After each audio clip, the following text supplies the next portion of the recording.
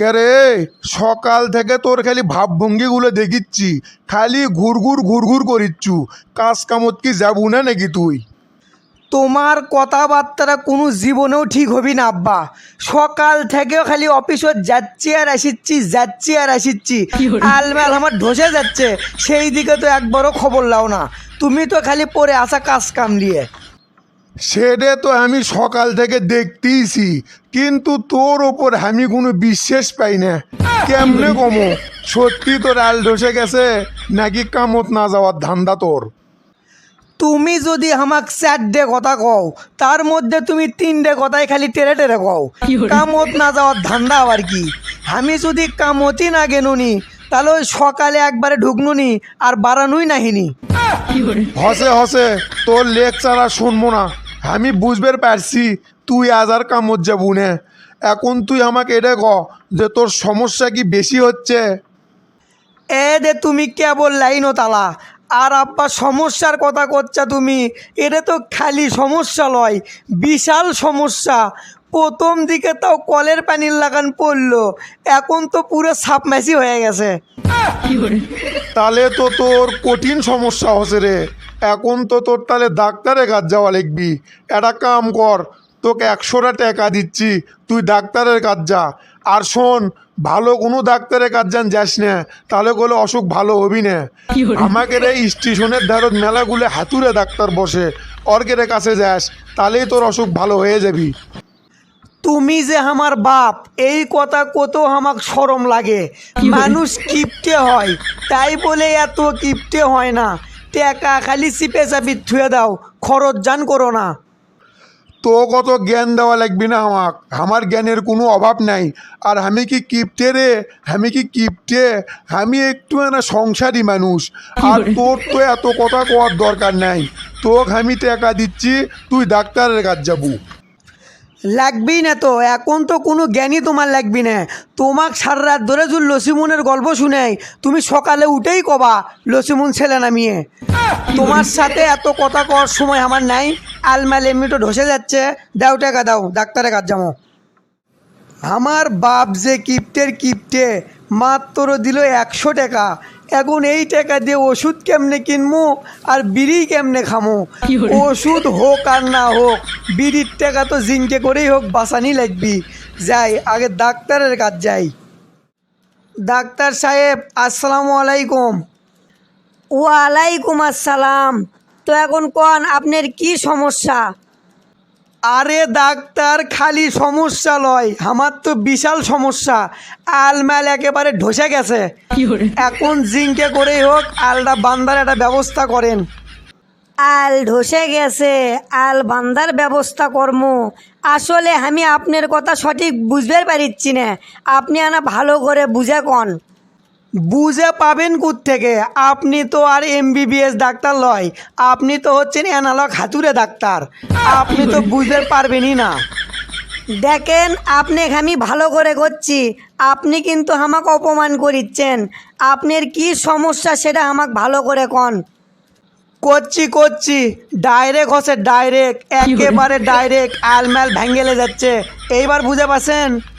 ও, direct হচ্ছে আপনার, এই কথা আপনি আগে কবেন না। তে আপনি কি কি খাবার খাচ্ছেন যার জন্য আপনার ডাইরেক্ট হচ্ছে? আরে ডাক্তার, আমি তো কিছুই খাইনি। ঘটনাটা তাহলে আপনি খুলে কই শোনেন।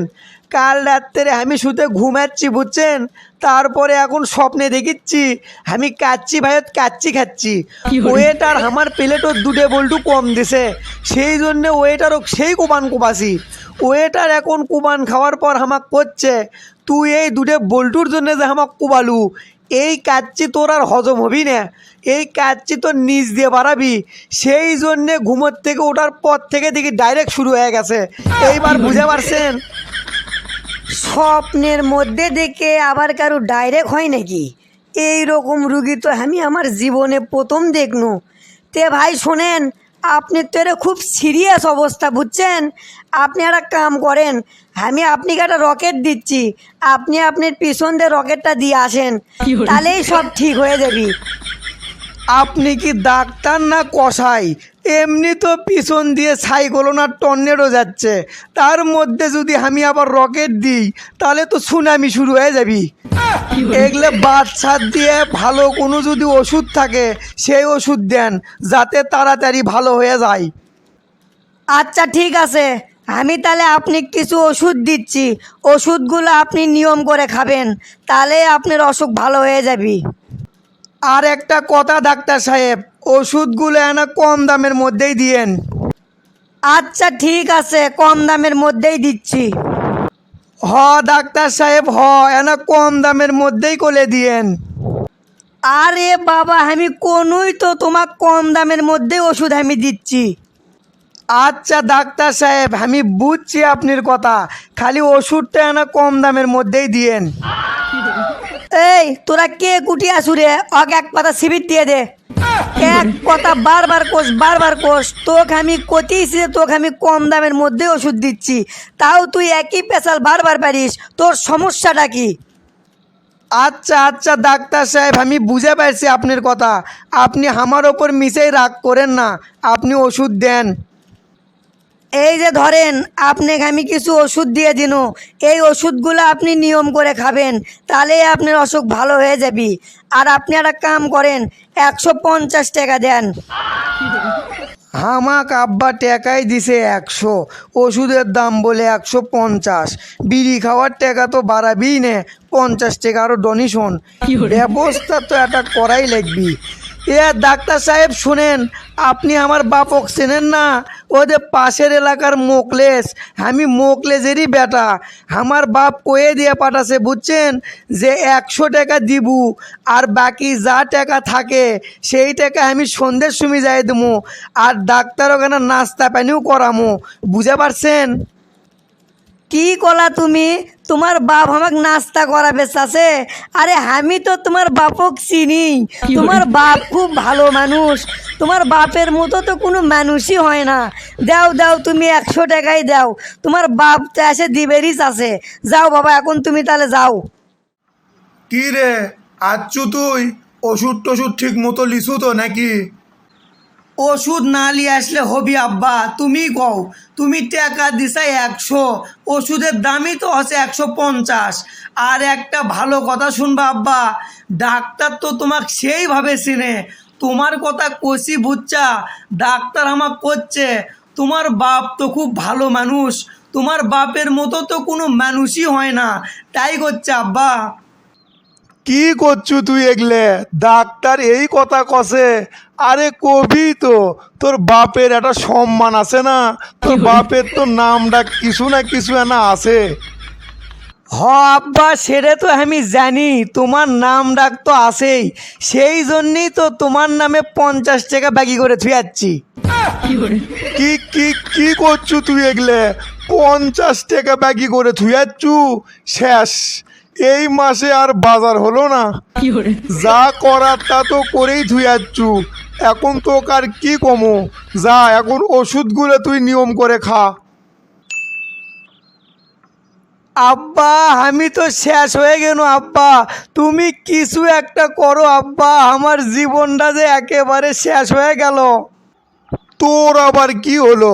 ওষুধ তো তুই কিনেই লিয়াচ্ছু, আবার তোর কি সমস্যা হলো? তুমি আর ওই ওষুধ করো না আব্বা, ওই ওষুধই তো আমার যত ক্ষতি করলো। তোমাকে আমি কোনোই যে ওই হাতুড়ে ডাক্তারের কাছে আমাকে দিয়ে পাঠায়ও না, হাতুড়ে ডাক্তার কি এক ওষুধ দিল, আগে তাও কলের পানি আর সাপ মাছি আসলো, এখন তো আব্বা শ্যালো মেশিন হয়ে গেছে। তোর তাই হবি, ঠিকই আছে, 50 টাকা বাকি করবো না, তোর সাথে এটা হয় বাকি আসলো, এ একদম ঠিক কাম হচ্ছে। তোমার কথা তো কোনো জীবনে ভালো হবি না আব্বা, তুমি যে আমার বাপ এতেও আমার সন্দেহ আছে। মাত্র 50 টাকার জন্য তুমি আমার গতুয়া দিচ্ছা, আর হাতুড়ে ডাক্তার রে, তো খালি একবার সামনে পাই তোর খবর আছে, উড়ে মা আবার চাপ দিছে। Run.